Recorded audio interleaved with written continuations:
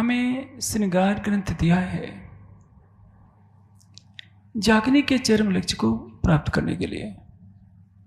यहाँ जितने सुंदर साथ बैठे हैं, मैं आपसे पूछूं कि आप चर्चा कैसे सुन रहे हैं, तो आप कहेंगे हम जागृत हैं तभी तो चर्चा सुन रहे हैं।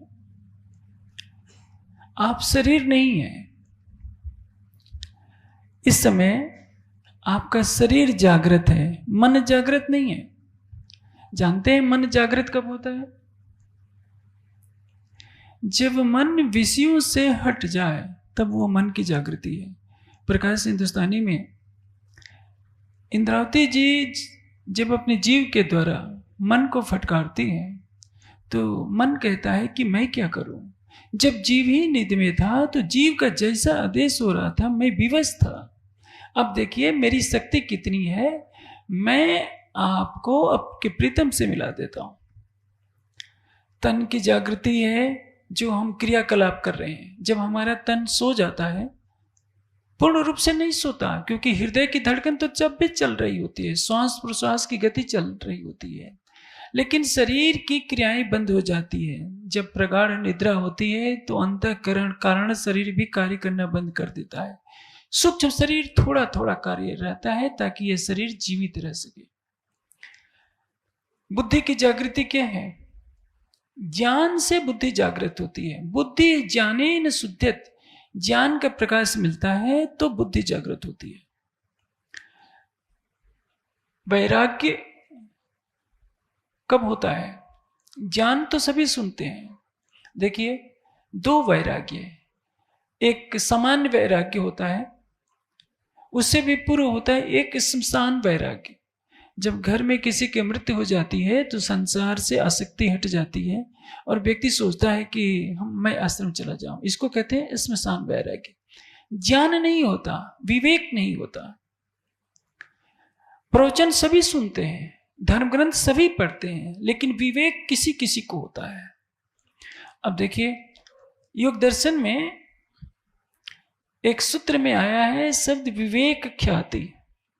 जानते हैं विवेक ख्याति प्राप्त करने के लिए कितनी साधना करनी पड़ती है? जिसको संप्रज्ञात समाधि की प्राप्ति नहीं हो वह विवेक ख्याति के स्तर तक नहीं पहुंच सकता। जिसने वितर्क, विचार, आनंद, अस्मिता चारों समाधियों को प्राप्त कर लिया है वह अधिकारी बनता है कि उसके विवेक ख्याति की प्राप्ति हो जाए। धर्म ग्रंथों को पढ़कर, चर्चा सत्संग सुनकर कोई विरक्त हो जाता है तो उसको वैराग्यवान कहते हैं। लेकिन पर वैराग्य को प्राप्त करने के लिए संप्रज्ञात समाधि में प्रवेश, संप्रज्ञात समाधि को पार करना आवश्यक है। जो आपको बुद्धि मिली है वो एक सामान्य बुद्धि है। जब तक स्वाध्याय, ईश्वर प्रणिधान, भक्ति में अपने को लगाएंगे तो क्या होगा? बुद्धि का परिमार्जन होगा। रितंबरा तत्प्रज्ञा। जब संप्रज्ञात समाधि का अर्थ होता है प्रकृति के अंतिम छोर तक पहुंच जाना। आत्मा का, जीव चैतन्य अपने शुद्ध स्वरूप में स्थित हो जाए, वासनाओं से रहित हो जाए, तब उसके बाद संप्रज्ञात समाधि की स्थिति मानी जाती है। तब विवेक ख्याति की प्राप्ति होती है और रितंबरा प्रज्ञा की प्राप्ति होती है। रितंबरा प्रज्ञा क्या है? यथार्थ सत्य को ग्रहण करने वाली बुद्धि है। अब ये जीव जगह नहीं है। आत्मा और परात्मा की जागृति तो बहुत दूर की बात है। न जाने कितने जन्मों में ऋषियों ने साधनाएं की केवल अपने जीव को जागृत करने के लिए। क्या कहते हैं? नचिकेता से यमाचार्य, नचिकेता उठो जगो, उत्तिष्ठत जागृत प्राप्य वरान युगोदयत। उठना किसको कहते हैं? वाणी में कीर्तन में एक चौपाई आती है, सुता हुई सो जागियो, जागा बैठा हो। जो सो रहा है वह जनता की निद्रा में सो रहा है, वो उसको सोना छोड़ दे। सुता हुई सो जागिए, जग जाए, जगा हुआ उठकर बैठ जाए, बैठा खड़ा हो, जो बैठा हुआ है वो खड़ा हो जाए। देखिए हम सुंदर साथ इस जागने के ब्रह्मांड में रह रहे हैं। हमारी आत्मा न जाने कितने तनों पर 1638 में आने के बाद, श्यामा जी के साथ ही तो सभी आए हैं, लेकिन हमारी आत्मा ने न जाने कितने तनों को पकड़ा होगा। श्री देवचंद जी के साथ बिहारी जी रहते हैं, उनके सगे पुत्र हैं, इकलौते पुत्र, लेकिन बिहारी जी की आत्मा जागृत नहीं हो पाती है।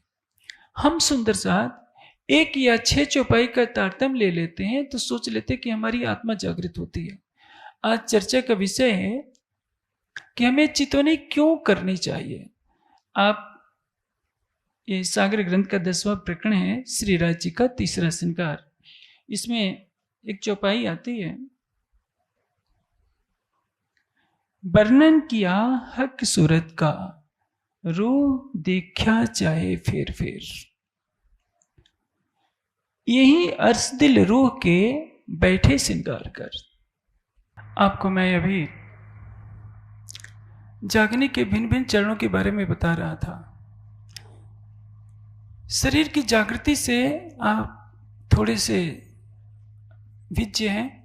जैसे कि अभी आप बैठे हुए हैं तो आपका स्थूल शरीर जागृत है, सूक्ष्म शरीर भी जागृत है, कारण शरीर भी जागृत है। जब आप सो जाएंगे तो स्थूल शरीर कुछ अंशों में, अधिक अंशों में जगा रहेगा, कुछ अंशों में सोया रहेगा। सूक्ष्म शरीर जब जागृत होगा तो थोड़ा थोड़ा तो स्वप्न देखने लगेंगे। प्रगाढ़ निद्रा में आपका कारण शरीर पूर्णतया सोया रहेगा तमोगुण की अधिकता के कारण। सूक्ष्म शरीर भी सोया रहेगा, स्थूल शरीर आपकी थोड़ा सा जगा रहेगा, क्योंकि धड़कन चलनी आवश्यक है आपको जीवित रखने के लिए। आप कारण शरीर में देखिए, चित्त की जागृति का तात्पर्य क्या? चित्त जब आपका वासनाओं से रहित हो जाए, आपके चित्त में जन्म जन्मांतरों के सारे संस्कार दग्ध हो जाएं, तो आपके चित्त की जागृति मानी जाएगी, इसके पूर्व नहीं। जब आपके चित्त में केवल प्रीतम का भाव बस जाए तब चित्त की जागृति है। मन जब जागृत हो जाएगा तो केवल प्रीतम की तरफ देखना चाहेगा, संसार की ख्वाहिश छोड़ देगा। बुद्धि जब जागृत हो जाएगी तो विवेक ख्याति की प्राप्ति होगी। ये बातें मैं केवल अपनी तरफ से नहीं कह रहा हूं, योग दर्शन और जो वाणी का सिद्धांत है, वेद का सिद्धांत है, उसके अनुसार कह रहा हूं। विवेक ख्याति प्राप्त होगी तो पर वैराग्य होगा। पर वैराग्य के बाद आपको निर्वीज समाधि की प्राप्ति होगी। तब आपका जीव जन्म जन्मांतरों के वासनाओं के दवानल से परे होकर जब तक प्रलय नहीं होता है तब तक इस संसार में भी रहते हुए अखंड सुख का भोक्ता करेगा और उसके पश्चात अखंड सुख का अधिकारी बनेगा। और जो संप्रज्ञात समाधि में रहते हैं वो प्रकृति मंडल में अव्याकृत के आनंद का प्रतिभास प्राप्त करके समझते हैं कि हमने ब्रह्मानंद प्राप्त कर लिया। जो निर्वीज समाधि की प्राप्ति कर लेते हैं, ब्रह्म साक्षात्कार कर लेते हैं, उनको यह सौभाग्य प्राप्त होता है कि वे अव्याकृत के सुख का रसपान कर लेते हैं। लेकिन आपको तो परम धाम का ज्ञान दिया गया है। आपको अव्याकृत सबलिक केवल का आनंद नहीं लेना है, आपको जागृत होना है। इसलिए सबसे पहली बात जो बताई गई है, आप देखेंगे पाठ तो आजकल बहुत होते हैं, घर पर सुंदर साथ भी वाणी का पाठ करता है, कई हजार भी पाठ हमारे समाज में अब तक रखे जा चुके हैं। लेकिन एक चीज जो हमारे दिल में नहीं बस पाती है, वह जो आज की चौपाई में बोला है, यही अर्श दिल रूह के बैठे श्रृंगार कर। मेरा प्राणेश्वर कहाँ बसता है? अर्श दिल रूह के, आत्मा के धाम हृदय में संपूर्ण श्रृंगार के साथ राज्य बैठे हैं। हमें क्या कहा जाता है और वो सच कहा जाता है कि ए मूल मिलावा अपना नजर दीजिए, पलक ने पीछे फेरिए जो इस कंग उपजाती। यह क्या है? हकीकत में मार्फत दृश्य क्या है? यही अर्श दिल रूह के बैठे श्रृंगार कर। ये श्रृंगार की वाणी है, ये सबसे अलग बोलेगी। आत्मा के धाम हृदय में अर्श दिल रूह के, मेरे आत्मा क्या है? ऊपर तले अर्श न कहिया, अर्श कहिया मोमिन का लोग। लेकिन हमारे ऊपर जीव भाव इतना हावी रहता है कि जीव मन से बध गया है और मन अपने इंद्रियों के माध्यम से सारे संसार को देखता है वह बुद्धि के द्वारा जीव विवेक ग्रहण करना चाहता है, लेकिन वो देखता है कि मैं झूठ बोलता हूं, मैं पाप कर्म करता हूं, मेरा दिल अर्श कैसे हो सकता है। जब इन सारी भ्रांतियों से हम परे होकर अपने आत्म स्वरूप का चिंतन करेंगे, तब इसको कहते हैं विवेक की प्राप्ति होना। कोई व्यक्ति बुद्धिमान हो सकता है, विद्वान हो सकता है, विवेकवान सभी नहीं हो सकते। विवेकवान कौन होगा? जिसकी बुद्धि यथार्थ सत्य का निर्णय करे और सत्य की सीढ़ियों पर चढ़ने का प्रयास करे, परम सत्य को पाना अपने जीवन का लक्ष्य बना ले, उसको कहते हैं विवेकवान। विद्वान गली गली में मिल जाएंगे, विवेकवान नहीं मिलेंगे। रावण बुद्धिमान था, विद्वान था, लेकिन विवेकवान नहीं था। दुर्योधन भी वेद का स्नातक था, लेकिन महामूर्ख कहा जाता है। कृष्ण ने कहा है कि मैं इस मूर्ख के कारण मैं महाभारत के युद्ध में लाखों के शव देखना नहीं चाहता। भरी सभा के बीच में जब संधि दूत का प्रस्ताव लेकर के योगेश्वर श्री कृष्ण जाते हैं, तो भरी सभा में दुर्योधन को उन्होंने मूर्ख तक कह दिया। क्यों? भले ही वो वेद का स्नातक था, लेकिन कृष्ण की दृष्टि में वो मूर्ख था। शकुनी भी पढ़ा लिखा था, शकुनी अनपढ़ नहीं था, लेकिन ये सारे अपराधी माने गए। इसलिए आत्मा और परात्म की जागृति से पहले देखिए, परात्म की जागृति तो परम धाम में होगी। पौड़े भेले जागसी वेले खेल देखा सब होए। यहां हमें अपनी आत्मा को जागृत करना है और जीव को जागृत करना है। जीव की जागृति कैसे होगी? यही रस्ता तम का चढ़िया जहर उतारे, निर्विक काया करे जाके जीव करारे। जीव की जागृति क्या है? माया का विष हमसे अलग हो जाए। माया का विष जब अलग हो जाए और हमारा शरीर क्या हो? निर्विष हो जाए। निर्विष होने का तात्पर्य क्या है? हमारे चित्त में, हमारे मन में, हमारी बुद्धि में माया की चाहत ना रह जाए, केवल एक चाहत रह जाए, राज्य को पाने की। इसको कहते हैं जीव की जागृति। आत्मा की जागृति क्या है? पूर्ण स्वरूप हक का आए बैठा महे दिल, तो अंग सभी आत्म के उठ खड़े सभी। हमारी आत्मा के धाम हृदय में नख से सिक तक राज्य विराजमान हो जाए, तो हमारी आत्मा पूर्ण रूप से जागृत है। अब इसके कई स्तर हैं। मैं एक बहुत बड़ी बात कहने जा रहा हूं सुंदर साथ जी, आप उसको गहराई से समझने का प्रयास करेंगे। केवल राज्य का दर्शन हो जाना जागने नहीं है। देवचंद जी को तो बारात के पीछे पीछे जाते हुए दर्शन दे दिया, फिर भी वो सोए हुए हैं। चितवनी में भी देख लेते बांके बिहारी, ये ब्रज बिहारी के रूप में उनको घुगनी का प्रसाद भी खिलाने का प्रयास करते हैं, तब भी जागृति नहीं। राज्य प्रत्यक्ष आकर के दर्शन देते हैं, श्याम जी के मंदिर में बहुत देर तक बातें भी करते हैं, उनके तन में बैठकर आड़ी का लीला भी करते हैं। सब सुंदर साथ को पता चल जाता है कि इस तन में राज्य बैठे हुए हैं, फिर भी श्यामा जी की आत्मा की पूर्ण जागृति नहीं है। यो आवेश जाको मैं देखे पूरे, सुजोग माया की नींद हो। एक बात और कहने जा रहा हूं। उसके पश्चात विक्रम संवत 1712 में वो तन उज्जवल हो जाता है, युगल स्वरूप श्री मीराज जी के धाम हृदय में बैठ जाते हैं। लेकिन आप जानते हैं क्या है? आप सोचेंगे कि जागने शुरू हो गई, नहीं, अब ये निद्रा है। इसका उत्तर आपको मारिफत सागर में मिलेगा। मारिफत सागर की टीका को गहराई से आप पढ़ेंगे तो मारिफत सागर की वाणी क्या कहती है? जब संवत 1735 होता है तब वहां से उजाला होता है। इसलिए खुलासा ग्रंथ जब अवतरित होता है तो क्या कहा है? श्री श्री किताब खुलासा वाणी फजर की, अब सूरज उगा है, इसके पहले निद्रा है। 1712 से लेकर 1735 तक अभी रात्रि चल रही है। जिस रात्रि में ब्रज की लीला हुई है, मेरे शब्द कुछ कठोर हो सकते हैं समाज के लिए, लेकिन मैं क्षमा चाहूंगा, मैं वही कहूंगा जो वाणी कहती है। जिस रात्रि में ब्रज की लीला हुई है, जिस रात्रि में रास की लीला हुई है, उसी रात्रि में जागनी लीला के 1638 से 1735 तक का समय बीत जाता है। कड़वा सच है, सबको स्वीकार करना पड़ेगा। यदि हम वाणी को मानते हैं तो रास से लेकर कलश की वाणी उतर जाती है कलश गुजराती तक की। 1735 का जब समय आता है तो प्रकाश हिंदुस्तानी उतरती है, कलश हिंदुस्तानी उतरती है, उसके ऊपर सनंद की वाणी अवतरित हो जाती है। अब पांचों शक्तियों के साथ महामती जी की शोभा हो जाती है। सूरज उग आया होता है, लालिमा फैल गई होती है, अब फजर हो गया होता है, सवेरा हो गया है। अब सबको विश्वास हो गया है कि यही है अक्षरातीत हैं, यही है धन्यधाम। अब जानते हैं श्री जी के साथ सब सुंदर साथ रह रहे हैं, लेकिन कितना आवरण पड़ा हुआ है। किसी को कुछ आभास होता है, माया का पर्दा ढक दिया, माया का पर्दा उनके ईमान पर भारी पड़ जाता है।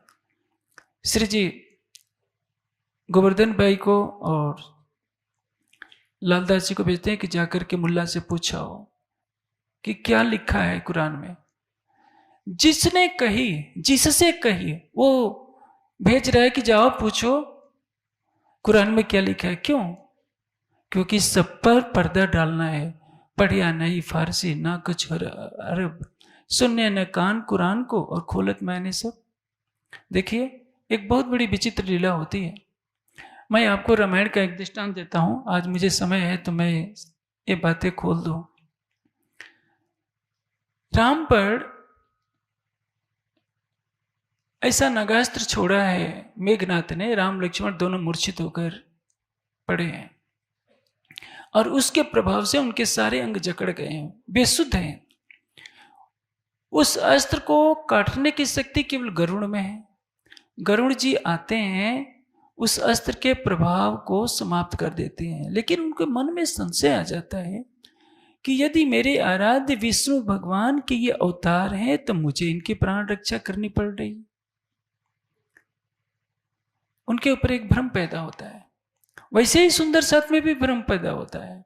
श्री जी जब हमें भेज रहे हैं कि कुरान में क्या लिखा है, तो इसका तात्पर्य यह है कि इनमें पूर्ण ब्रह्म का स्वरूप नहीं होगा।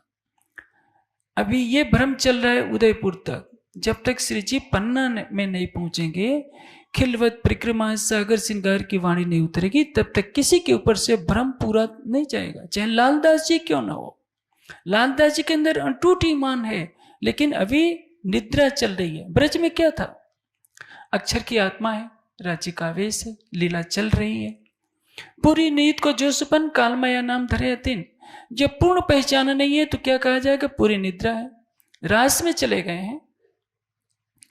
रास में कछुक नीत कछु जागृत भय। निद्रा यह है कि घर का पता नहीं है। जागृति इसलिए है कि प्रीतम से संबंध का पता चल गया, ये हमारे आराध्य हैं, मेरे प्राणेश्वर है, मेरे प्राण जीवन है। लेकिन वहदत की सुध नहीं, खिलवत की सुध नहीं, केसर भाई इंद्रावती के बीच में झगड़ा लग जाता है। मूल संबंध की सुध नहीं, तभी सभी सखियां कहती हैं हमने आपको एक एक कुंज निकुंज में खोजा, एक एक वृक्ष की ओट में खोजा, लेकिन आप दिखाई नहीं दिए। संबंध का पता नहीं है, एकत्व का पता नहीं है। इसलिए क्या कहेंगे? ब्रज में भी प्रेम की लीला चल रही है, रास में भी चल रही है, लेकिन आधी नींद आधी जागृति का। हम सुंदर साथ तारतम ले लेते हैं, क्या शोर मचाते हैं? देखो हम जग गए हैं। वाणी पढ़ने लगते, कहते हैं कि अब हमारी आत्मा की जागनी हो गई है।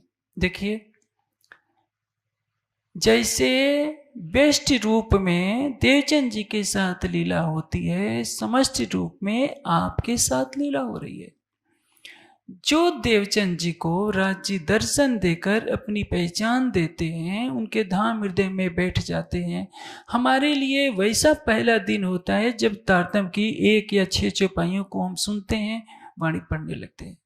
तो क्या हमारी आत्मा जागृत हो गई? नहीं।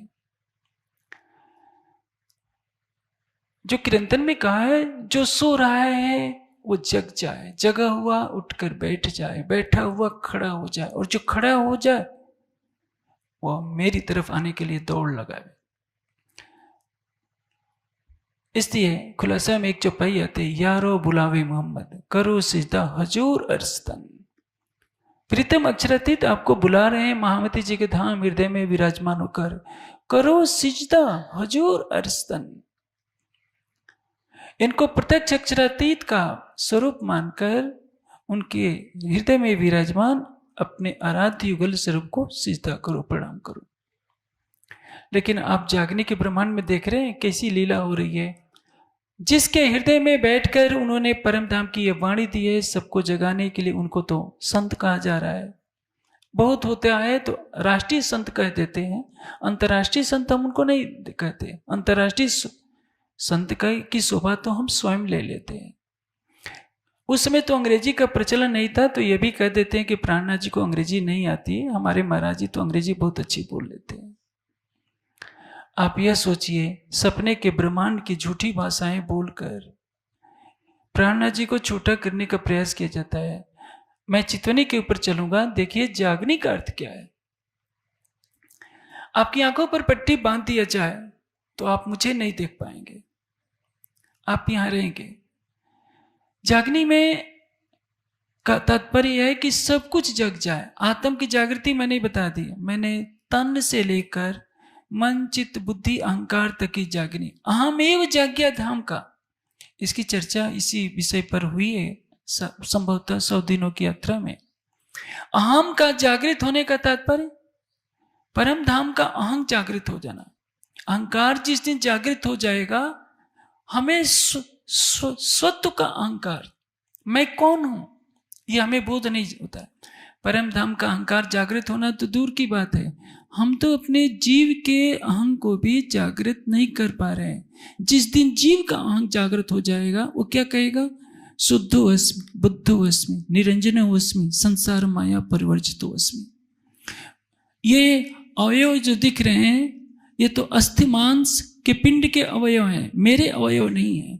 नयनम छंदंति शास्त्राणी नयनम तात पाव का, जो मेरा स्वरूप है उसको कोई शस्त्र काट ही नहीं सकता। मैं अवयव से रहित हूं, मैं शुद्ध हूं, बुद्ध हूं। यह है जीव के अहं का जागृत होना। आत्मा के अहं का जागृत होने का तात्पर्य क्या है, अंतस्करण आत्म के जब ए रहियो समाये, तब आत्म परात्म के रहे न कुछ अंतराय। मैं कौन हूं, मैं परात्म स्वरूपा हूं, मैं इस खेल को देखने के लिए आई हूं। यह है आत्मभाव का जागृत होना। लेकिन जब तक हम संसार की तरफ देख रहे हैं, यह संसार हमें आकर्षित कर रहा है। सुंदर साथ में एक बात बहुत घट कर जाती है कि क्या जरूरत है हम चितवनी करें, क्योंकि इस प्रकरण में जो पाई आती है, श्रृंगार किया सब दुल्हे वस्त्र और भूखन, अब बखत हुआ देखन का, देखो खोल रूह के नयन, देखो रूह के नयन। हमारा अर्श कहाँ है, हमारा दिल। तभी तो कह दिया यही अर्श दिल रूह के बैठे श्रृंगार कर। हमारा प्रीतम कहाँ बैठा है, हमारी आत्मा के धाम हृदय में। कैसे बैठा है, श्रृंगार किया सब दुल्हे बस्तर और भूखन, संपूर्ण शोभा के साथ विराजमान है। अब बखत हुआ देखन का, देखो रूह के नैनन। एक एक शब्दों पर हमें ध्यान देना होना चाहिए। देखो रूह के नैनन, आत्मा के नेत्रों से देखिए। जब आप वाणी का चिंतन करते हैं, सागर श्रृंगार पढ़ते हैं, तो राज्य को कैसे देखते हैं, ज्ञान के नेत्रों से देखते हैं, बुद्धि के नेत्रों से देखते हैं, मन के नेत्रों से, अंतःकरण के नेत्रों से आप राज्य को देखते हैं, तो कहते हैं कि हमें अनुभव हो रहा है। इसको कहते हैं भावलीनता, भावों में डूब जाना। सुंदर साथ इसी को सब कुछ मान लेता है। ये एक कदम है, लेकिन सब कुछ नहीं है। विशेषकर बहनें एक बहाना बना लेती है कि मैं तो 24 घंटा राज्य में ही रहती हूँ, उठते बैठते सोते जागते भोजन बनाते समय सब कुछ मैं राज्य का ध्यान करती हूँ, तो हमें क्या जरूरत है बैठ कर करने की। जब श्यामा जी पर भी ये नियम लागू होता है कि उनको घुगनी का प्रसाद खाते समय जरा सा भाव में जमीन पर हाथ टकरा जाता है, सुरता टूट जाती है, दर्शन बंद होता है, तो आपकी आत्मा श्यामा जी से बड़ी शोभा वाली तो नहीं है, आपको छूट नहीं मिल सकती। यदि आप भावलीनता को ही सब कुछ मान लेते हैं, तो इससे नुकसान आपका होना है। पहले राजी ने सब कह दिया, अब बखत हुआ देखन का, देखो रूह के नैनन। आत्मा के चक्षु यदि आपके जागृत नहीं हुए, आत्मा के चक्षु खुले नहीं, तो आप राज्य का दीदार नहीं कर सकते। श्यामा जी की आत्मा ने दर्शन किया है, राजी उनके अंदर बैठकर परम धाम की वाणी कह रहे हैं, फिर भी जागनी नहीं है। हम सोचते हैं कि हम केवल शरीयत तरीकत की औपचारिकताओं को पूरी कर लेंगे तो हमारी आत्मा जागृत होगी। मैं एक सरल दृष्टांत से समझा देता हूं कि चितवनी की महत्ता क्यों है। चितवनी पर तो चर्चा हमेशा होती है, राज्य की कृपा से बहुत गहराई तक उसमें सुंदर साथ को डुबो दिया जाता है, लेकिन मैं एक बहुत सरल तरीके से आपको बता देता हूं चितवनी की महत्ता क्या है। जैसे देखिए, आपको जो पसंद हो, सबसे स्वादिष्ट मिठाई जो इस दुनिया की हो या सबसे स्वादिष्ट फल, गुजरात के सुंदर साथ बैठे हैं, गुजरात का केसर आम बहुत स्वादिष्ट होता है, मैं उसी का दृष्टांत देता हूँ। एक अलमारी है सेफ, उसमें 1 दर्जन केसर के आम रख दिए गए हैं, बंद कर दिया है, ताला बंद है, चाबी फेंक दी गई है, आपको चाबी नहीं मिल सकती। आपको एक कागज पर लिख दिया गया है यह केसर का आम बहुत स्वादिष्ट है, बहुत स्वास्थ्यवर्धक है, बहुत सुगंधी वाला है। आप उसको लेकर पढ़ रहे हैं सवेरे उठकर, ये केसर का आम बहुत स्वादिष्ट है, बहुत स्वास्थ्यवर्धक है। देखने की इजाजत आपको नहीं है क्योंकि दिखाई नहीं दे रहा है, कागज पर लिख करके बताया गया है। एक और स्थिति आती है, अब जो अलमारी का सेफ जो है शीशे का कर दिया गया है, पर जो बाहर से ढका होता है, आप देख रहे हैं, ये तो पता है ये शीशे के अंदर इस खाने में रखा है, लेकिन अभी आम जो है ऐसे पैकिंग किया हुआ है जैसा का तैसा रखा है, आम दिख नहीं रहा है। जिस खाने में, अलमारी के जिस खाने में रखा हुआ है वो खाना दिख रहा है। ये है तरीकत। शरीयत क्या हो गई? आप प्रतिदिन पाठ जो कर रहे हैं, आम स्वादिष्ट होता है, आम स्वादिष्ट होता है, तरीकत में भी आप वही पाठ कर रहे हैं, बस ये है कि आप आंखों से देख रहे हैं कि यदि इसका ताला खुल जाए तो इस खाने में वो आम मिलेगा। जैसे आमतौर पर सुंदर साहब को जब समझाया जाता है तो कहते हैं कि क्या करते हैं, आखिर हम राज्य का ही तो नाम ले रहे हैं।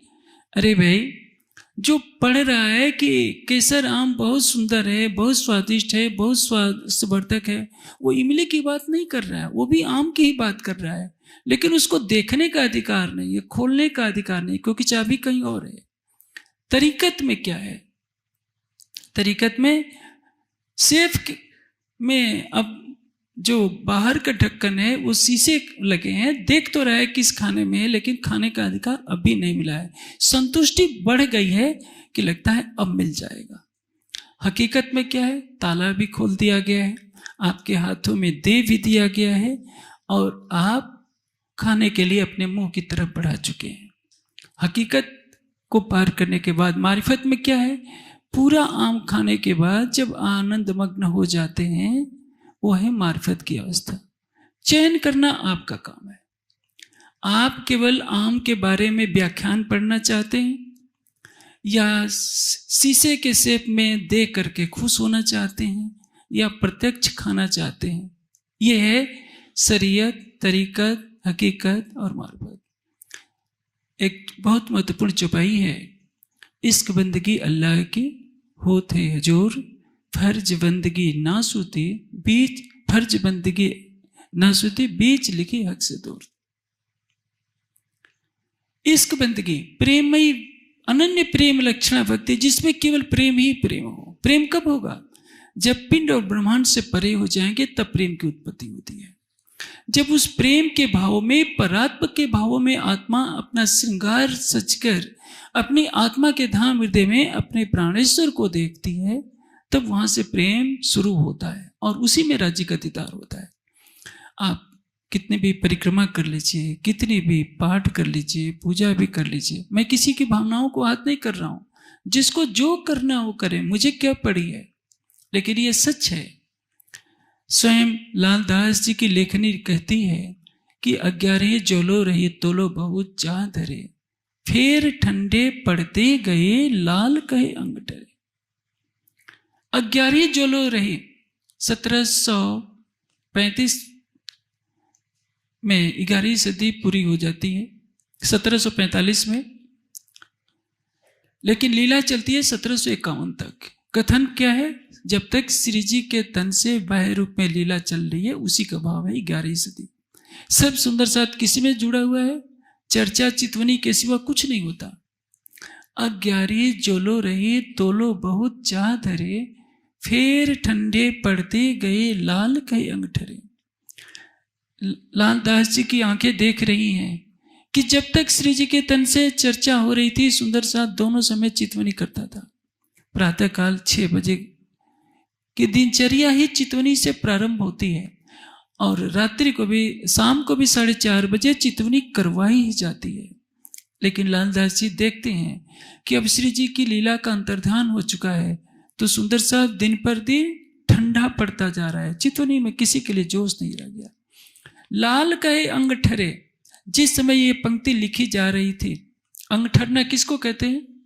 जैसे अभी उत्तर भारत में जब शीतलहरी का समय होता है तो अंग, शरीर ठिठुर जाता है। ठरने का तात्पर्य इतनी ठंडी हवा के झोंके पड़ते हैं कि शरीर सुन्न हो जाता है। लालदास जी कहते हैं कि अब तो किसी के हृदय में चितवनी के लिए भाव ही नहीं रहा। जिस लालदास जी को कहा जाता है कि ये श्री जी की छाया की तरह रहते थे, उन्हीं लालदास जी ने अपनी आंखों से देखा कि जब जीव सृष्टि का राज्य हुआ तो उसने चितवनी पर विराम लगा दिया। और जीव सृष्टि डंडे उठाकर कहती है कि यदि तुमने हमारी शरीयत की शर्तों को पूरा नहीं किया तो हम तुम्हें अपने मंदिर में नहीं ठहरने देंगे, आश्रम में नहीं ठहरने देंगे और तुम्हें समाज से भी बहिष्कृत कर देंगे। लेकिन उस बेचारी जीव सृष्टि को भी पता ही नहीं है कि जागने किसको कहते हैं। योगेश्वर श्री कृष्ण को गीता में कहना पड़ा, या निशा सर्वभूता नाम तस्याम जागृति सन्मी, यस्याम जागृति भूतानी सा निशा पस्तु मने। आखिर योगेश्वर श्री कृष्ण के समय भी तो न जाने कितने बड़े बड़े ऋषि मुनि योगी यति होंगे, लेकिन श्री कृष्ण कह रहे हैं कि सारा संसार अज्ञान की निशा में सोया हुआ है।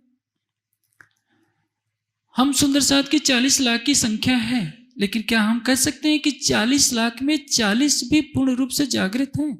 जो जागृत होगा वो तो परमहंस अवस्था को प्राप्त करेगा। देवीचंद जी को बारात के पीछे चलते समय दर्शन होता है, चितवनी में दर्शन होता है 26 वर्ष की अवस्था में, उसके पश्चात 40 वर्ष की अवस्था में प्रत्यक्ष आंखों से राज्य का दर्शन होता है। फिर भी कहा जा रहा है कि नहीं, अब ये जागृति अवस्था नहीं है। जिस तन को अक्षरातीत अपना पहला तन मानते हैं कि इस तन में मैं लीला कर रहा हूं, उस तन को भी अभी जागृत की शोभा नहीं मिली है। तो हम सुंदर साथ यदि केवल तारतम लेकर ख्याली पुलाव पकाने लगते हैं, दीवा स्वप्न देख लेते हैं कि हम जागृत हो गए हैं, तो हम अपने को धोखे में रख रहे हैं। आत्मा की जागृति का तात्पर्य क्या है? राज्य का एक एक अंग हमारी आत्मा के धाम हृदय में, आत्मा के सिंहासन पर विराजमान हो जाए। तभी तो कहा है, सबके लिए आह्वान है। महामती जी ने जो कहा कि अर्ज तुम्हारा मेरा दिल है, ताए करो आराम, सेज बिछाई रुच रुच के यही तुम्हारा विश्राम। आपको भी ये कहने का अधिकार है कि अर्ज तुम्हारा मेरा दिल है, ताए करो आराम। आप सोचते हैं कि आपको पता नहीं परम धाम की ब्रह्म सृष्टि आपकी है या नहीं है, तो दावा तो लीजिए, आप अपना समर्पण तो दीजिए। यदि आप कोरे से कोरे जीव भी हैं और आपने अपना जीव का हृदय राज्य को समर्पित कर दिया। एक न्याय दर्शन में एक बहुत अच्छा सूत्र आता है, हस्त आमलकवत, हाथ पर जैसे आंवला रखा जाता है, हाथ पर आंवला रखकर जैसे किसी को दिया जाता है, वैसा ही अपना दिल निकालकर राज्य को दे दीजिए। राज्य आपसे 4-4 लाख के बागे नहीं मांग रहे हैं। वो नहीं कहते हैं कि सोने की ईंटों से मुझे मेरा मंदिर बना दो, नहीं कहते हैं हीरे मोतियों से सजा दो। वो तो आपका दिल लेना चाहते हैं। आप सब कुछ देने को तैयार हैं, दिल नहीं दे सकते। आपने दिल किसको दिया है? या तो संसार के सुखों को दिया है, या पति को दिया है, पत्नी को दिया है, बच्चों को दिया है, संसार के संबंधियों को दिया है, राज्य को नहीं दिया है। जिस दिन जो अपना दिल राज्य को दे देगा, राज्य की भी शक्ति नहीं है कि उसकी आत्मा के धाम हृदय में अपना श्रृंगार सचकर अपना स्वरूप नहीं दिखाए। लेकिन ये तो परीक्षा की घड़ी चल रही है। मैं वही बात कह रहा था कि 10 वर्ष ब्रह्म सृष्टि के जागने के होते हैं 1735 से 1745 तक। दूसरी तरफ हम कह सकते हैं 1740 से 51 तक मान लीजिए, क्योंकि 1740 में बीतेगा 39 दगेगा 40, श्री जी पन्ना जी पधारते हैं, खिलवत परिक्रमा सागर श्रृंगार की वाणी अवतरित होती है। और 10 वर्षों में ब्रह्मशिष्टियों ने यहीं बैठे बैठे साक्षात युगल स्वरूप को देखा, परम धाम के 25 पक्षों को देखा। तो इसको क्या कहते हैं? ब्रह्मशिष्टियों की जागरी। अब उसके पश्चात ईश्वरी सृष्टि का राज्य आता है। तीसरे सृष्टि 200 वर्षे प्रेमे पीवेगा शब्दों का सार। 1745 से 1845 तक जो 100 वर्ष हैं, इसमें प्रारंभ के 30 वर्ष ईश्वरी सृष्टि के जागरे के, और उसके पश्चात जो 70 साल जो समय आता है, अजाजीले बिरहा आग जल पीछे असराफीले किए निर्मल।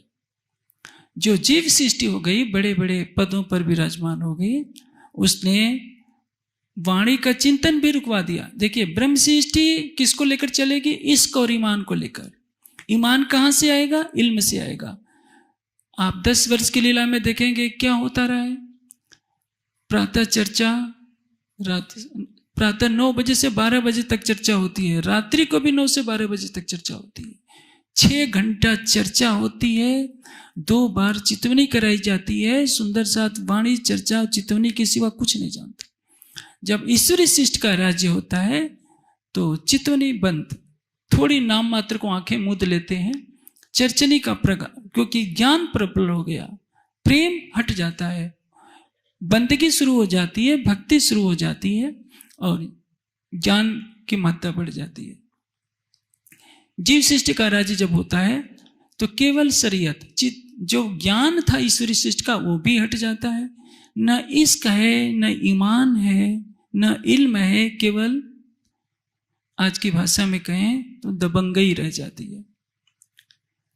ये हमें अपने जीवन में घटाना है कि जिस दिन जैसे श्री देवचंद जी को राज्य के चरण कमल मिलते हैं, हमको भी एक प्रकार से तारतम्य जब मिलता है तो वही स्थिति है। जब हम वाणी का चिंतन करने लगते हैं तो क्या है?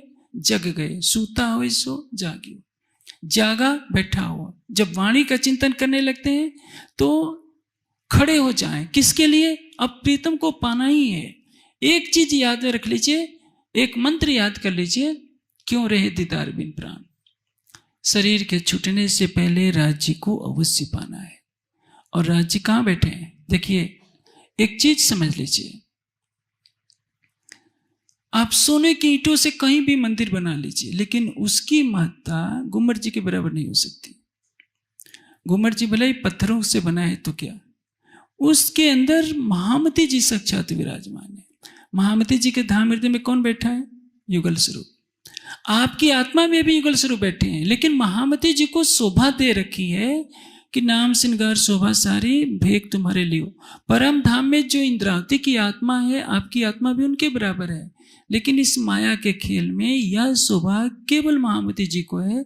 वह शोभा किसी अन्य को नहीं मिल सकती। कोई सतगुरु कहला सकता है, परमांश कहला सकता है, लेकिन राज्य नहीं कहला सकता। यह शोभा केवल महामती जी को मिली है। इसलिए महामती जी जहां का तन जहां भी विराजमान है, उसकी विलक्षण शोभा है। तो मैं जो कह रहा था वह तो हकीकत के रूप में है, मारिफत के रूप में आपकी भी तो आत्मा है, और आपकी आत्मा के दिल में वही राज्य है। इसलिए हर सुंदर साथ को यह भाव रखना होगा, मेरी भी आत्मा के दिल में राज्य है मार्फत की दृष्टि से। इसको हकीकत में, हकीकत का तात्पर्य क्या है? यथार्थ में मैं क्रियान्वित करके ही रहूंगा। जैसे बर्फ है, बर्फ में तो छुएंगे तो ठंडक लगेगी। बर्फ में क्या है? कारण रूप से अग्नि है, सूक्ष्म रूप से शीतलता है। तो कहेंगे कि ये तो बर्फ छूने पर ठंडक लगती है। नहीं, ठंडक तो लगती है, लेकिन उस सूक्ष्मता के को भी पार करके जब कारण में प्रवेश करेंगे तो बर्फ में तो अग्नि तत्व विराजमान है। उसी बर्फ को पिघलाइए, जल तत्व बनेगा। उसी जल तत्व से विद्युत बनाइए तो अग्नि तत्व प्रकट हो जाएगा। उसी तरह से आपकी आत्मा जीव पर बैठकर जीव भाव को प्राप्त हो गई है, और आपका मन इंद्रियों के माध्यम से जीव को शरीर भाव में ला दे रहा है। जैसे आपको गर्मी लग रही है तो क्या कहेंगे? मेरे शरीर को गर्मी लग रही है। कोई अपमान करता है तो दुख होता है, तो क्या कहते हैं कि मैं दुखी हूं, मैं दुखी हूं, मैं सुखी हूं। ये कौन बोल रहा है? शरीर को सुख और दुख होता है, अंतःकरण को उसकी अनुभूति होती है। जीव शुद्ध स्वरूप में दृष्टा होकर के देखता है। जैसे आत्मा जीव पर बैठकर खेल को देख रही है, वैसे ही जीव अंतःकरण पर बैठकर खेल को देख रहा है। लेकिन जीव जब शरीर भाव को प्राप्त हो जाएगा और आत्मा जीव भाव को प्राप्त हो जाएगी, तो दोनों के लिए बंधन का कारण होता है। तारतम्य ज्ञान का प्रकाश मिल जाता है तो दोनों के लिए सावचेती कर दी जाती है, जीव के भी और आत्मा को भी। अभी जिस चौपाई की जो चर्चा करनी है, उसके लिए समय थोड़ा रह गया। मैं सब अंग देखो फेर के, सब अंग देखो फेर के और देखो सब श्रृंगार। जागने किसको कहते हैं? सब अंग देखो फेर के और देखो सब श्रृंगार। अब मैं राज्य के एक एक अंग को देखूं, उनके श्रृंगार को देखूं। क्यों? इसको ही तो कहते हैं जागने। मैंने आपको एक लौकिक दृष्टांत दिया था कि सेफ के अंदर केसर के आम को रख देने से क्या परिणाम होता है। एक में आप केवल पढ़ रहे हैं प्रतिदिन, क्योंकि आपकी वो दिनचर्या है, आपको करना है। सवेरे उठेंगे, पाठ कर लिया, जो भी है। मैं समाज को कभी रोक नहीं रहा हूं, क्योंकि हर कोई कह देता है कि ये भी तो राज्य की बंदगी है, लेकिन जागने के चरम लक्ष्य तक नहीं पहुंचाएगी। जैसे आप लाउड स्पीकर लगाकर भी कहेंगे केसर का आम बहुत मीठा होता है, बहुत स्वादिष्ट बढ़ता है, पड़ोस वाले सब सुन लेंगे कि इस घर में केसर आम की बहुत महिमा गाई जा रही है, खाने को तो मिला नहीं। आप तरीकत में भी प्रवेश करेंगे तो खाने को नहीं मिलेगा, हकीकत में मिलेगा। मारिफत में आपका चरम है, जिसके लिए खेल बनाया गया है। तो सबके लिए सुनहला अवसर है। कौन निद्रा को छोड़ता है, खड़ा हो जाता है। जो इसके लिए मिलसी सो लेसी सुख अपार। जो राज्य का प्रेम लेकर धनी से मिलन करेगी, वो इतनी धन होगी और उतनी धन होगी। आप सोचिए, आज तो हम सुंदर साथ पंखे के नीचे बैठे रहते हैं, फ्लाइट से आ जाते हैं, कारों में आते हैं, वातानुकूलित ट्रेनों में आते हैं, न हमें गर्मी लगनी है न ठंडक लगनी है। उस समय का जीवन कितना कठिन होगा जब 5000 सुंदर साथ घर द्वार छोड़कर, भूख प्यास सहकर, स्वयं जिस तन में अक्षरातीत बैठे हैं, वह तन भी मंदसौर में जाता है तो 8 महीने भिक्षा में मिले हुए अन्न को ग्रहण करता है। उस तन से जो वाणी उतरती है, हमारा कर्तव्य क्या होता है? वो विधा जो यहीं बैठे बैठे अक्षरातीत का दर्शन कराए, उस विधा को हमने भुला दिया, हमारे समाज ने भुला दिया। आज स्थिति क्या है? पुराण संहिता के अंदर भगवान शिव कहते हैं कि व्यास जी, परम धाम का वर्णन करना तो दूर, परम धाम के एक पत्ते का वर्णन भी मैं करोड़ों कल्पों में नहीं कर सकता हूं। आप देखिए, संसार की भक्ति की हम नकल जो करते हैं, यही हमारे ऊपर सबसे बड़ी हंसी हो रही है। पुराण संहिता में जानते हैं क्या लिखा है?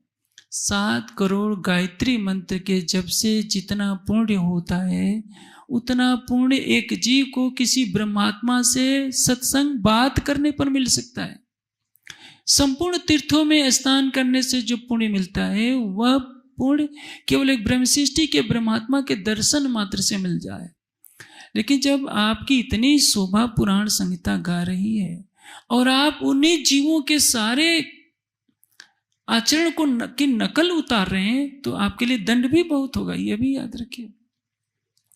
हनुमान जी के मंदिर में नारियल चढ़ाए जाते हैं, आप भी सोचते हैं।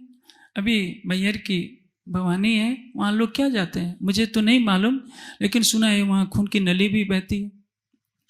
नली बनाई होगी, इतने जानवर काटे जाते हैं कि चाहे मैहर की विंध्यवासिनी भवानी हो, चाहे कलकत्ता की काली माता हो, चाहे नेपाल की गढ़ी माई हो, लाखों भैंसों को, जानवरों को काट दिया जाता है। उनकी नकल हमारे पास भी है। वहां भी नारियल चढ़ाए जाते हैं जो सात्विक लोग होते हैं, हम भी नारियल राज्य को चढ़ा देते हैं। अपना दिल क्यों नहीं देते? आप जब कहते हैं कि पर दिल धनी के जो अंग, दिल के अंग जो धनी सो तो तुम्हारा अर्श लेवे तुम्हारे अर्श की। राज्य के दिल के जो अंग हैं वो तो हम हैं। आप कौन है? राज्य के दिल कौन है? श्यामा जी। और श्यामा जी के अंग कौन है? आप हैं। दवा तो लेते हैं। तो आप परम धाम की प्रेम लक्षण भक्ति का अनुसरण क्यों नहीं करते कि जहां बैठे हैं वही बैठे बैठे अपने दिल में बसा लीजिए। हम सारी प्रवाहियों की नकल उतार लेते हैं जैसी उनकी बंदगी है। ये तो दुनिया में करोड़ों साल से चल रहा है। 1 अरब 96 करोड़ हो गए, दीवालों में सिर मारते मारते ये दुनिया कर्मकांड से परे नहीं हो सकी। आज भी यदि हम सुंदर साथ वाणी का प्रकाश पाकर चितवनी नहीं करते हैं, अपने दिल में राज्य की शोभा को नहीं बसाते हैं, तो इसमें सबसे अधिक जो क्षति होनी है वो हमारी होनी है। इसी आज की चौपाई में राज्य ने क्या कह दिया? देखो रूह के नैनन, आत्मा के चक्षुओं से देखना है। मन का कोई काम नहीं, बुद्धि का काम नहीं, चित्त का काम नहीं। क्योंकि हम पाठ करेंगे किससे? मन बुद्धि से। परिक्रमा करेंगे, मैं भाई किसी को रोक नहीं रहा हूं, आप 1000 बार पाठ कीजिए, बच्चों से करवाइए। लेकिन जब आपकी उम्र 15 से ऊपर होने लगती है तो जो सागर श्रृंगार में लिखा है वह कीजिए। क्योंकि समाज की अपनी सोच होती है, उसे बदलने का मुझे अधिकार नहीं। लेकिन जो वाणी कहती है उसको कहने का अधिकार है कि वाणी क्या कह रही है कि रूह के नैनों से देखिए, रूह के नैनों देखिए असल बका के तन। हमारी आत्मा अपने आत्मचक्षुओं को खोलकर राज्य को साक्षात देखे, तब ये जागनी हो सकती है। और क्या करना है? काम हुआ अपनी रूह का, देख देख जाऊं बलिहार। बस एक चौपाई को याद कर लीजिए। अपनी रूह का काम क्या है? काम हुआ अपनी रूह का, देख देख जाऊं बलिहार। आप जप करेंगे किससे करेंगे? मन बुद्धि से। चलें फिरेंगे किससे करेंगे? शरीर और इंद्रियों से। जो शरीर और इंद्रियों से जो होता है मन के संयोग से, उसको क्या कहते हैं? कर्म। जो केवल मन से होता है उसको क्या कहते हैं? उपासना। शरीर से जो होगा, इंद्रियों से होगा कर्म। इसको जिस्मानी और नफसानी, शरीर से और इंद्रियों से कर्म कांड की क्रिया होती है। मन से क्या होता है? उपासना। जैसे आंखें बंद कर लिए, राज्य के मेहर सागर का पाठ कर लिए, श्रृंगार का पाठ कर लिए, 25 पक्षों की चर्चनी को याद कर लिया। आप चर्चनी दोहरा रहे हैं तो वो उपासना है, वो चितवनी नहीं है। हौज कौसर कैसा है, मानिक पहाड़ कैसा है, आपने उसको रट्टा लगा रखा है, आप उसको पढ़ते जा रहे हैं। जैसे रात्रि का जो स्वरूप आता है, अधिकतर चर्चनी के विद्वान उसको एक बार दोहरा लेते हैं तो पूरी चर्चनी याद रहती है, तो वो चितवनी नहीं है। आप मेहर सागर का पाठ कर रहे हैं या राज्य का श्रृंगार आपने याद कर लिया, उसको पाठ कर रहे हैं, तो ये चितवनी नहीं है। क्योंकि आप कौन कर रहा है? मन और बुद्धि। वाणी कह रही है देखो रूह के नैनन, आत्मा के चक्षुओं से देखिए। ये तो जीव के मन और बुद्धि है। आत्मा के चक्षु कब खुलेंगे? जब शरीर भी स्थिर हो जाए, मन भी स्थिर हो जाए, शोभा में डुबोते डुबोते मन अपनी गति छोड़ दे, चित्त बुद्धि अपनी गति समाप्त कर दे, और क्या हो जाए? जीव शरीर भाव से परे हो जाए, संसार भाव से परे हो जाए, परात्म का श्रृंगार जीव भी कर ले। जीव में ये भाव ही नहीं रहे कि मैं स्त्री हूं कि पुरुष हूं। बहने अंगना भाव तो पाई हैं, लेकिन उनको लगता है कि मैं 80 साल की हूं, कोई सोचती कि मैं 10 साल की। ये सब छोड़ दीजिए। सबके अंदर जब भाव आ जाए कि मैं साक्षात श्यामा स्वरूपा हूं, मैं अक्षरातीत की हिला नहीं सकती हूँ, और मेरे और उनमें कोई भेद नहीं है। और देखिए, जब आप प्रेम के धरातल पर पहुंचेंगे तो अंगना भाव भी नहीं रहेगा। अंगना भाव तो इसलिए कहा जाता है कि हमारे अंदर माधुर्य भावना प्रकट हो, क्योंकि पुरुष अहंकार प्रधान होता है, समर्पण भावना नहीं होती। माधुर्य भावना आते ही स्वयं को समर्पित करने की भावना आती है। मैं आपको एक दृष्टांत से समझा देता हूं। वैसे सागर श्रृंगार की चर्चा में लौकिक दृष्टांत देना एक वैसे ही होता है जैसे दही में मक्खी का पड़ जाना। लेकिन क्या करें, इसके बिना गुड़ रहस्यों को कोई समझ ही नहीं पाता। एक क्षत्रिय संस्कारों में जो व्यक्ति पड़ा हुआ है, उसको कहिए कि किसी के पैर छू ले तो उसको बहुत बुरा लगता है कि मेरी गर्दन नहीं झुक सकती। क्यों? अहंग प्रधान है। और जो एक सेवक है या बहुत मधुर भाव से सेवा करने वाला है, जैसे अब उसी क्षत्रिय की जब पत्नी होती है, वो क्या आशा करता है कि पत्नी मेरी चरण छुए। पति कभी भी पत्नी के चरण थोड़े छू सकता है। हाँ, राधा कृष्ण में जरूर दिखाया है कि राधा के पैर कौन दबाता है? श्री कृष्ण दबाते हैं। तो प्रेम की भूमिका है। कोई पुरुष यदि किसी ने अपनी पत्नी के चरण दबा दिया, किसी ने देख लिया, तो मुंह दिखाने के काबिल नहीं रहेगा। सब लोग उसको ऐसे जलील करेंगे कि सोचेगा कि मैं आत्महत्या कर लूं, क्योंकि ये पुरुष प्रधान समाज है। माधुर्य भावना की बात इसलिए की जाती है, प्रेम लक्षण भक्ति इसलिए कही जाती है कि माधुर्यता के आते ही हृदय समर्पित हो जाएगा। पुरुष भाव में समर्पण हो ही नहीं सकता, इसलिए कहा जाता है कि अंगना भाव। अन्यथा ये मत समझ लीजिए इस संसार की तरह कि परम धाम में केवल राज्य पुरुष है और सभी सखियां हैं, ऐसा नहीं है। माफक रूह अल्लाह के कोई मर्द नहीं बराबर, श्यामा जी को मर्द का है। प्रेम किसको कहते हैं? प्रेम वह है जिसमें शरीर नहीं दिखाई दे। यदि आपको शरीर दिखाई देता है तो उसको प्रेम कहते ही नहीं है। ये तो शरीर का आकर्षण हो गया, शरीर का प्रेम हो गया। प्रेम उसको कहते हैं, तभी तो कहा है ना ही कथने इश्क की और कोई कथियो जिन, इश्क तो आगे चल गया शब्द समाना सुन। इससे जब आपके अंदर प्रेम आएगा तो न स्त्री दिखाई देगी न पुरुष दिखाई देगा। सुखदेव से पूछिए क्या उनको स्त्री और पुरुष के भेद का पता था? लेकिन रास की प्रेममयी लीला का वर्णन करने का अधिकार किसको मिला? सुखदेव को मिला। सामान्य व्यक्ति जो किस स्त्री को स्त्री समझता है वो रास का वर्णन करने का अधिकारी नहीं है, क्योंकि वो तो विकारों से ग्रसित व्यक्ति है। इसलिए आपको श्यामा जी का श्रृंगार अंगना भाव में इसलिए दर्शाया जाता है। तो आप कह सकते हैं कि मैं अपनी बुद्धि से सोच करके ऐसा कह रहा हूं। तो मैं ये भी बता दूं कि यदि पुराण संहिता का आप अवलोकन कीजिए तो श्री कृष्ण राधा को देखते देखते राधा के शरीर वाले हो जाते हैं, और राधा श्री कृष्ण को देखते देखते श्री कृष्ण का रूप बन जाती है। श्री कृष्ण ही राधा है, राधा ही श्री कृष्ण है। आप सोचेंगे कि ये तो पुराण संहिता की बात है, मैं वाणी की बात कह देता हूं। निपट शोभा श्यामा जी की, शोभा श्यामा जी की निपट अति सुंदर, अंतर पट खोल देखिए दो आवत एक नजर। दो आवत एक नजर का अर्थ क्या है? राज्य को देखना है तो वहां श्यामा जी भी दिखाई दे सकती हैं, और श्यामा जी की तरफ देखेंगे तो वहां राज्य भी दिखाई देंगे। वहां दाएं और बाएं बैठने का चक्कर नहीं है। माया के संसार में होता है कि पत्नी को बेचारी को हमेशा बायां ही बैठाया जाएगा, दायां कभी नहीं बिठाया जाएगा।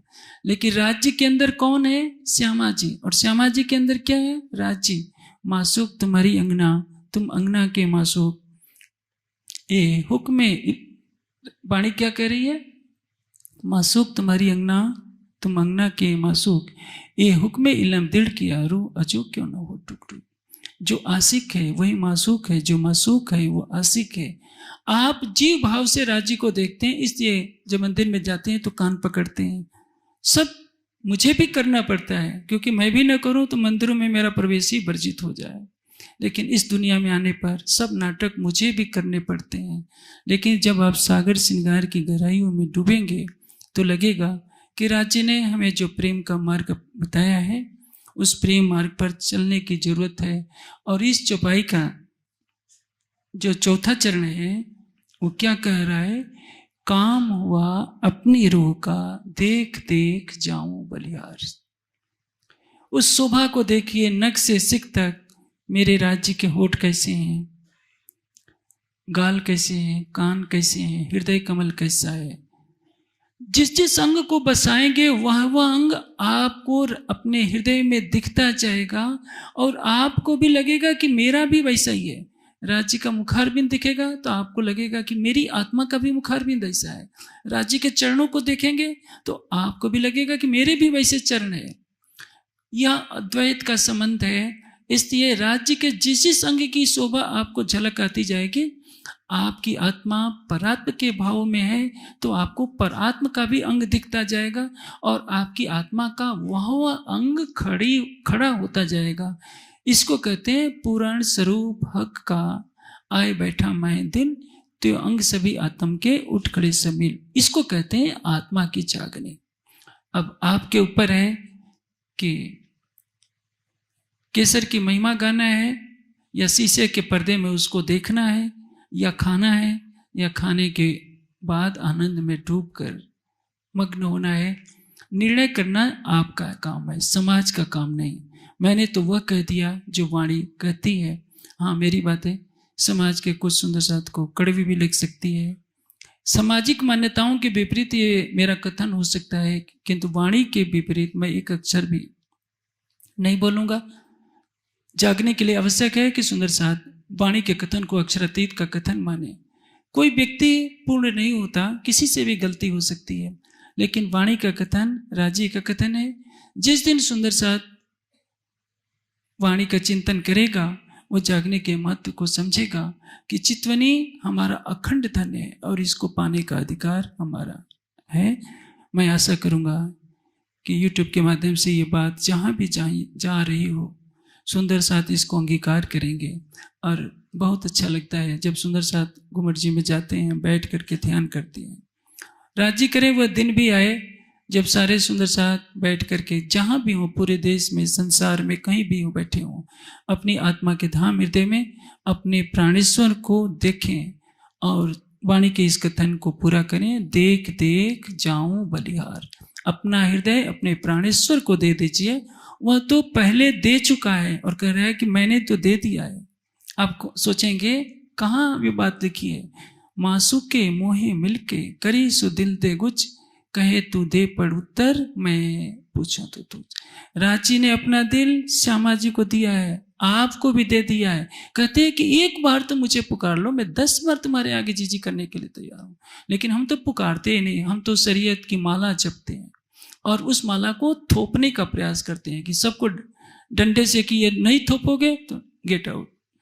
ये जो गेट आउट शब्द चल गया है, ये बहुत ही खतरनाक है। मैं आशा करता हूं सुंदर साथ वाणी के कथनों को अंगीकार करेगा और अपने आत्म जागने के लक्ष्य को पूरा करेगा।